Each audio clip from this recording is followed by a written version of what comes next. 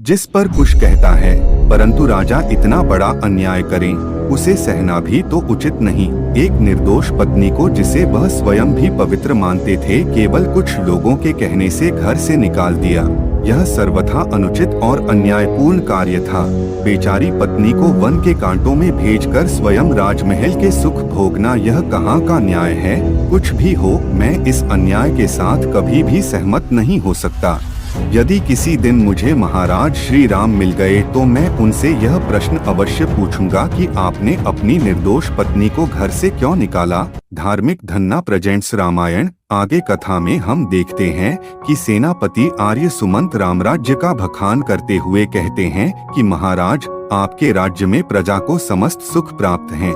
अयोध्या में निवास करने वाले सभी मनुष्य संपन्न, धर्मात्मा, निर्लोभी, सदाचारी, सत्यवादी और अपने अपने धन से संतुष्ट रहने वाले हैं। आपके राज्य में कोई भी कुटुंब ऐसा नहीं जिसके पास गाय, बैल, धरती और धनधान्य का अभाव हो। नगर में कोई भी ऐसा नहीं जिसके पास सोने के आभूषण ना हो।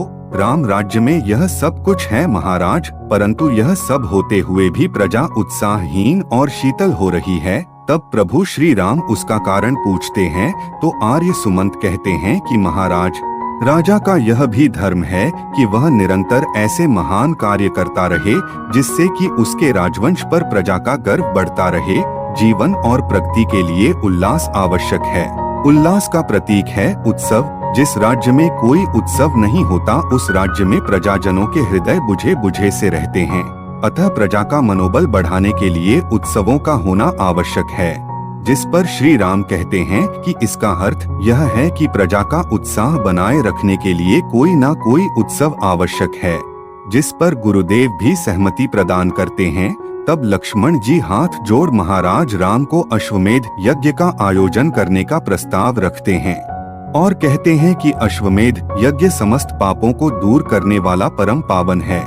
जब देवराज इंद्र को ब्रह्मा हत्या का पाप लगा था, तब वह अश्वमेध यज्ञ करके ही पवित्र हुए थे। अतः हे महाराज, आप इस पावन यज्ञ का ही अनुष्ठान करें। तब श्री राम कहते हैं कि हे लक्ष्मण, तुम सत्य कहते हो।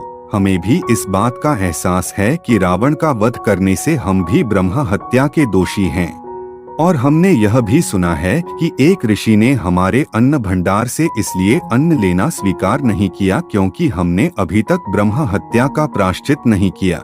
अतः अब और देर ना करते हुए हम अश्वमेध यज्ञ के अनुष्ठान का संकल्प करते हैं और हमारे द्वारा जाने अनजाने में किए पाप की मुक्ति का प्रयास करते हैं। दूसरी तरफ हमें माता सीता को दिखाया जाता है, जो वन में महर्षि वाल्मीकि के आश्रम में निवास कर रही होती हैं। धीरे धीरे समय बीतता है तथा माता सीता दो पुत्रों को जन्म देती हैं, जिनका नाम महर्षि वाल्मीकि लव और कुश रखते हैं। सीता के आंचल की छाव में दोनों पुत्र धीरे धीरे बड़े होते हैं। दोनों पुत्र अपनी माता के काम में हाथ बटाते हैं। उनके साथ जंगल में लकड़ी काटते हैं, माता के साथ धान पीसते हैं। गुरुदेव भी उनके परिश्रम और सेवा से अति प्रसन्न होते हैं और अपने दिव्य ज्ञान से दोनों पुत्रों को प्रकाशित करते हैं। वह उन्हें शास्त्र, शस्त्र, धनुष विद्या, संगीत आदि सभी प्रकार की शिक्षा देते हैं।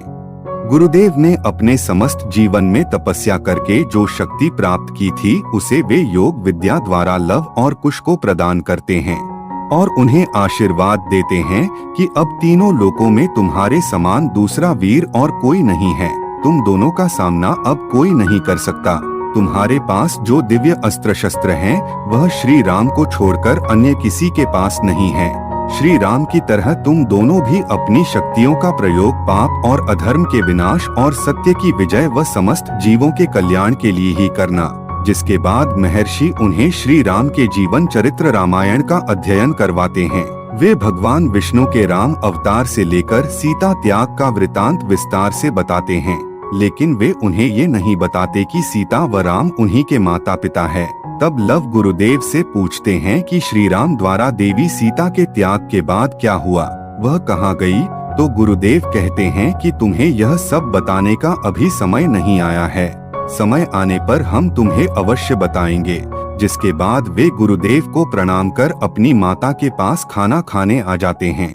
परंतु कुश के दिमाग में सीता के त्याग की बात ही चल रही होती है, जिससे उसका हृदय विचलित हो उठता है और वह कहता है, राजधर्म के नाम पर कोई इतना बड़ा अन्याय कैसे कर सकता है? यह बात मेरे समझ में नहीं आ रही। तब माता सीता पूछती है कि पुत्र, तुम किस पर इतना क्रोध कर रहे हो? कौन से राजा ने इतना बड़ा अन्याय किया है? तब लव बोलता है, राजा राम ने। आज गुरुदेव ने श्री राम के द्वारा हमें सीता माता के त्याग की कथा सुनाई। तब से भैया का क्रोध शांत ही नहीं हो रहा। लव की यह बात सुन माता सीता स्तंभ रह जाती हैं। वह स्वयं को संभालते हुए कहती हैं कि कुश मेरे पुत्र, श्री राम हमारे राजा है, उन पर इतना क्रोध करना उचित नहीं। तब कुश कहता है, परंतु राजा इतना बड़ा अन्याय करें, उसे सहना भी उचित नहीं। एक निर्दोष पत्नी को, जिसे वे स्वयं भी पवित्र मानते थे, केवल कुछ लोगों के कहने से घर से निकाल दिया। यह सर्वथा अनुचित और अन्यायपूर्ण कार्य था। बेचारी पत्नी को वन के कांटों में भेजकर स्वयं राजमहल के सुख भोगना, यह कहाँ का न्याय है? कुछ भी हो, मैं इस अन्याय के साथ कभी भी सहमत नहीं हो सकता। यदि किसी दिन मुझे महाराज श्री राम मिल गए तो मैं उनसे यह प्रश्न अवश्य पूछूंगा कि आपने अपनी निर्दोष पत्नी को घर से क्यों निकाला? जिस पर माता सीता कहती हैं कि यह तुमसे किसने कहा कि महाराज राम राजमहल के सुख भोग रहे हैं? उन्होंने तो अपने जीवन के समस्त सुखों को भी सीता के साथ ही वनवास दे दिया था। वह तो राजमहल में भी सन्यासियों की भांति रहते हैं। आगे हमें अयोध्या नगरी को दिखाया जाता है, जहाँ चारों तरफ अश्वमेध यज्ञ की चर्चा हो रही होती है। श्री राम के यज्ञ के संकल्प से पूरी प्रजा में नए उत्साह का संचार हो गया होता है। इसी बीच एक महिला कहती है कि जब से रानी सीता यहाँ से गई है, नगरी तो जैसे सूनी सूनी हो गई है। चलो यज्ञ के बहाने अब यहाँ कुछ तो चहल पहल होगी। तभी वहाँ बैठा एक बुजुर्ग कहता है कि अब रानी भी तो नहीं आ जाएगी। इतना बड़ा यज्ञ राजा राम क्या पत्नी के बिना ही करेंगे? शास्त्र के अनुसार पत्नी के बिना तो कोई भी धर्म कार्य नहीं हो सकता। इसलिए यदि यज्ञ का संकल्प किया है तो विवाह की योजना भी अवश्य करनी होगी। तभी एक व्यक्ति कहता है, हमारे महाराज राम के आगे तो सारा संसार सिर झुकाता है। जिस देश की राजकुमारी अच्छी लगेगी वहीं राजा तुरंत खुशी खुशी विवाह कर लेगा। इस तरह धीरे धीरे अश्वमेध यज्ञ के साथ साथ श्री राम के विवाह की बातें भी पूरे नगर में फैल जाती हैं।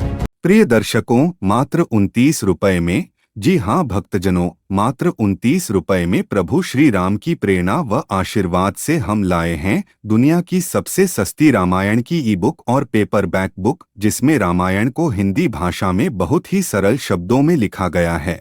यह बुक निश्चित रूप से आपको प्रभु श्री राम के आदर्श जीवन से जोड़ देगी। तो अभी नीचे दिए गए डिस्क्रिप्शन या कमेंट बॉक्स में दिए गए लिंक पर जाकर अपनी ई बुक या पेपरबैक बुक पाएं और अपने खाली समय का उपयोग अपने फोन में रामायण ग्रंथ को पढ़ने में करें। साथ ही अपने दोस्तों और रिश्तेदारों को भी यह अनमोल किताब उपहार रूप में देवें, जिससे वे भी अपने खाली समय का सदुपयोग कर सके।